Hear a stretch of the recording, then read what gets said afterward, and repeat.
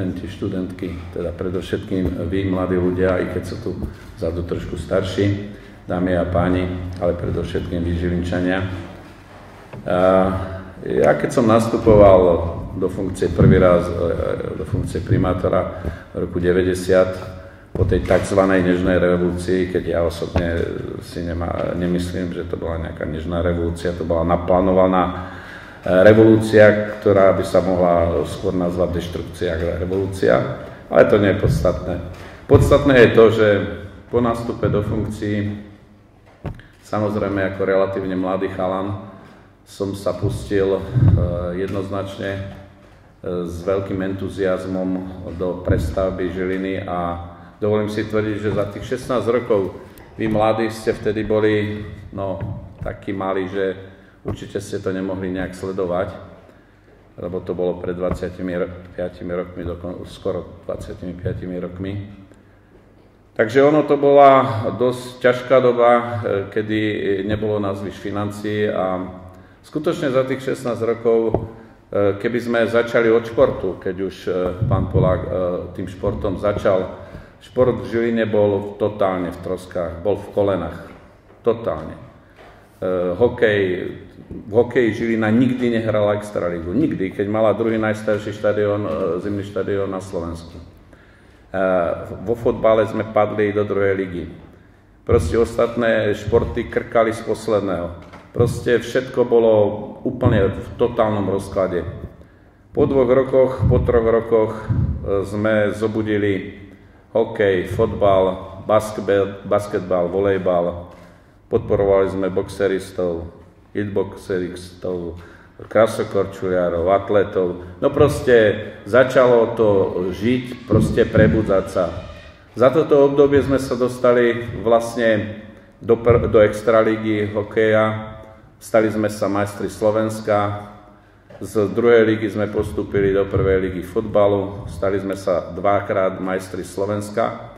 Zrekonštruovali sme futbalový štadión, postavili sme umelé osvetlenie, treba len to osvetlenie stalo 35 miliónov. Zrekonštruovali sme zimný štadión, postavili sme ďalšiu hokejovú halu, tréningovú hokejovú halu. To všetko sa postavilo za toto obdobie. Sme skutočne zobudili aj basketbal, volejbal. Sme hrali tú najvyššiu súťaž a sme boli veľmi dobrí.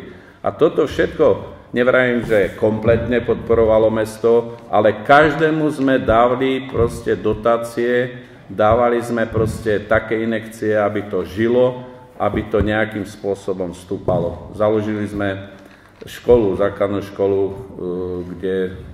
ktorá bola zameraná na mladých hokejistov. Takže po tej stránke športovej ja si myslím, že sme urobili dosť.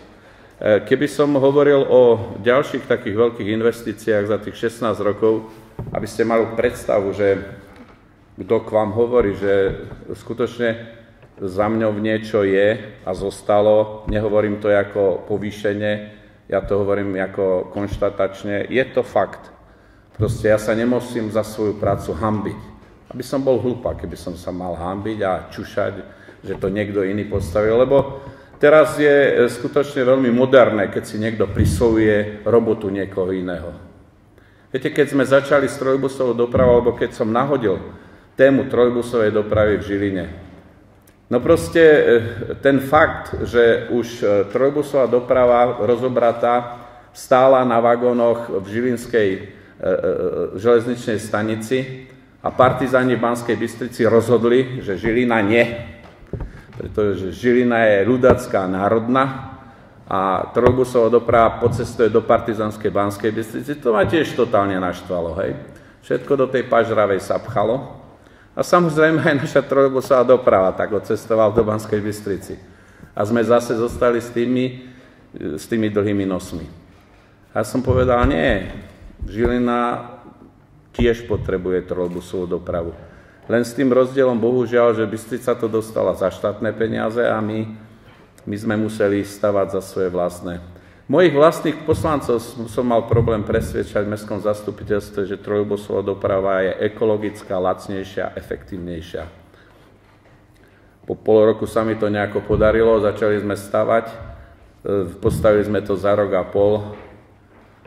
Trojbusová doprava stála mesto 1 miliardu 150 miliónov korún. Z toho sme dostali dotáciu zo štátu len 100 miliónov. Trojbusová doprava bola zaplatená, splatená úver do 3,5 až 4 roky. Tie nezmyselné reči, ako že Slota nechal zadlženú Žilinu a takéto nezmysly, to je absolútne klamstvo. Proste Žilina bola druhá najmenej zadlženejšie krajské mesto na Slovensku. Kde sme my boli za Bratislavou, Košicami, ktorým hrozila nútená banková správa. Pozrite sa na tie námestia, tie rozbité, vymleté kocky, porozhadzované po uliciach, špína všade. Tie hrdzavé stopy trojbusového vedenia, veď tie stopy už padnú sami od seba, od hrdze. A pritom darmožračov po meste chodí všelijakých, tých, ktorí poberajú všelijaké sociálne dávky. Prečo ich nezapojili páni na mestskom úrade? Nedali im proste tú farbu a prečo nemalovali tie stĺpy? Len taký malý príklad. Tieto veci ma s prepáčením totálne štvú a z toho dôvodu som povedal, áno, budem kandidovať, aby som zase priniesol les k tomuto mestu, ktoré získalo podľa môjho názoru za 16 rokov môjho primátorovania. Veď sme prebudovali námestia, ulice. A to nie je len to, čo vidíte na povrchu. To gro peňazí je v zemi, v inžinierských sieťach. Veď inžinierské siete v starom meste boli totálne nefunkčné. Hlinkové, Mariánske námestie bolo totálne rozkopané. Tam boli 5-metrové jamy, tam sa nedalo chodiť. No áno, ale kto stavia, musí prekonať aj takéto veci. Keď sme stavali kanalizáciu v Budatine, v Bánovej, vodovod do Zastrania, Žilinskej Lehote, veď to sú ťažké milióny, desiatky miliónov. Všade boli nespokojní tí ľudia, ale keď sa to už spravilo, tak vtedy hojalala. Slota frajer. A ja som bol rád, lebo ja som si tú kanalizáciu nerobil pre seba, my sme ho robili pre ľudí, pre Žilinčanov. A preto hovorím, že proste je našou psou povinnosťou tých Žilinčanov, ktorí to myslia úprimne, aby úprimne robili svoju robotu, nie za peniaze. A preto som dal verejný prísľub, že v prípade zvolenia sa vzdávam celého svojho platu a budem dávať svoj plat, ktorý nie je malý, teraz primátor bere okolo 3 000 eur mesačne. Budem dávať treba s penzistom, že budú mať v tej klubovni, v svojej klubovni dennú tlač, kávu, čaj zadarmo.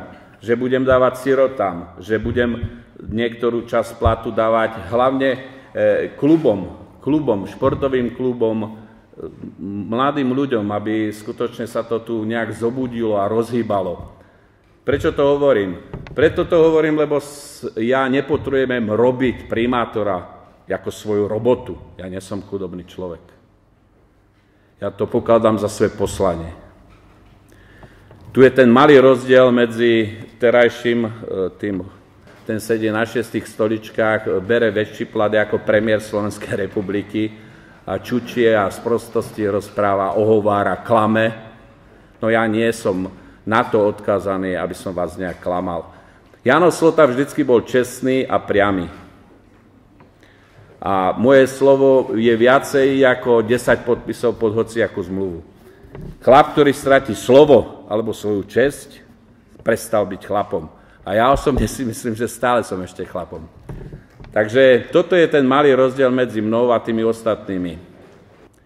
Keď vám poviem, ako sa založila, len taká pikoška, ako sa založila prvá komunálna banka. Tu presne sa zakladala vedľa Saloniku v Slovakii. Prišli tam notári, prišli tam aj zo pár ďalších mojich kolegov. Trebalo dať dohromady 100 miliónov korún ako základný kapitál. Trnava zrazu, viceprimátor Trnavy odskočil od toho. Bac. Chýbalo 40 miliónov. Ja hovorím notárke, čo treba k tomu, aby sa to založilo? Pravím, no nič, len podpis a pečiatku. Ja hovorím, tak to nie je problém. Tak som podpísal, sme založili banku, my keď 100 miliónov sme samozrejme nemali. Ale banka bola založená. A teraz vidíte, no tu treba proste niekedy aj riskovať a preto ma niekedy proste nazývajú, že som taký alebo onaký. Áno, som niekedy priamy, drzý, tvrdý a nekompromisný. Ale kvôli čomu? Kvôli tomu, aby som získal pre svoje mesto to maximum. Takže aj po tejto stránke bezpečnosti ja si myslím, že je veľmi dôležité, aby predovšetkým v centre mesta, ale nielen v centre mesta sa nastolil poriadok a aby to tu nejakým spôsobom fungovalo. Toto je moja vízia do budúcnosti, aby sme sem dotiahli skutočne ďalších investorov, z ďalších podnikateľov, ale predovšetkým, aby sme urobili všetko preto, aby sme podporovali podnikateľov tu Žilinčanov, tu na území mesta Žiliny, aby nám nechodili robiť niektoré verejnoprospešné práce, ako napríklad rekonštrukciu Národnej ulici, kde terajší primátor dal prácu, aj napriek tomu, že boli drahší a horšie podmienky dávali z časového hľadiska do rekonštrukcie Národnej ulici ako žilinské kamenárske firmy. Dal túto prácu nitrianskej firme, ktorá je v podstate dcerou nejakej francúzskej firmy. Čiže títo to spravili za drahšie peniaze, dlhšie to stavali, kameň, nekvalitný kameň doviezli z Číny až dokonca. Sa im oplatilo, možno nejaký treťotriedny. A samozrejme zisk z postavenia išiel do Francúzska. Čiže trojnásobné veľké háčko dostalo mesto Žilina. Ani naši podnikatelia, ani náš kameň a peniaze fuč. Tak toto hospodárenie za slotu určite nebolo. Tu podnikateľ Žiliny mal jednoznačné prednostné právo a musí mať prednostné právo. Není Boha, aby tu nejaký cudzák nám tu stále vykladal o tom, že je lepší alebo nie je lepší. Nech si aj 4 razy lepší. Ale dôležité je, že peniaze zostanú v Žiline a neodídu z mesta Žiliny. Lebo ten podnikateľ to nebude míňať v Nitre, ani v Brne, ani nikde inde. On to bude míňať tu v Žiline.